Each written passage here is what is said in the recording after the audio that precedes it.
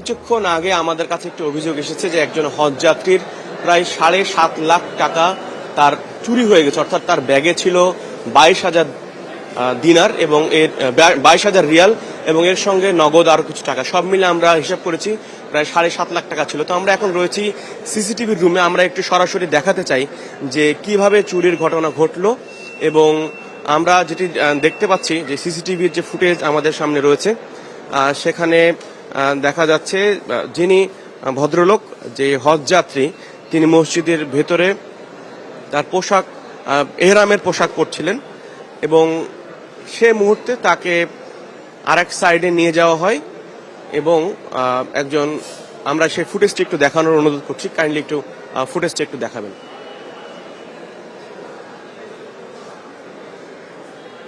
এটা হচ্ছে হজ ক্যাম্পের যে মসজিদ রয়েছে, বিশাল একটি মসজিদ। হজ ক্যাম্পে ঢোকার পথেই একদম নিচ তলায় সেই মসজিদে আজকে সকাল 9:45-9টার দিকে অনেক হজ যাত্রীরা আসেন, যাদের আজকে দুপুর 1:30টায় কিন্তু ফ্লাইট।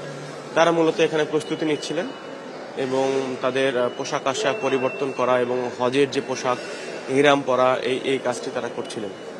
তো আমরা দেখতে পাচ্ছি যে একজন, আমরা এখনো মনে ওই জায়গায় আসতে পারি, আমরা দেখতে পাচ্ছি যে একজন পাঞ্জাবি পরা, মাথায় টুপি আছে একজন ব্যক্তি, ইনি পাঞ্জাবির মধ্যে ভরে সে ব্যাগটা উনি নিয়ে বেরোচ্ছেন। এই আমরা একটু পজ করি, একটু পজ দিন। এই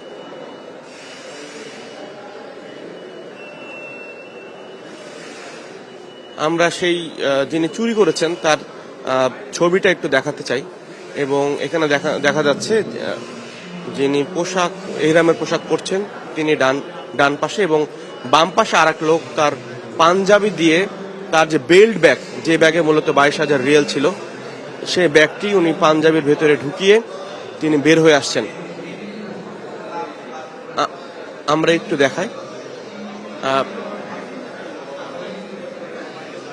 ইনি হচ্ছেন সেই লোক যিনি 22,000 রিয়ালের যে ব্যাগটা উনি নিয়ে পালিয়ে যাচ্ছেন। তো এখানে হজ অফিসের পরিচালক রয়েছেন, তিনি বিষয়টি তদারকি করছেন।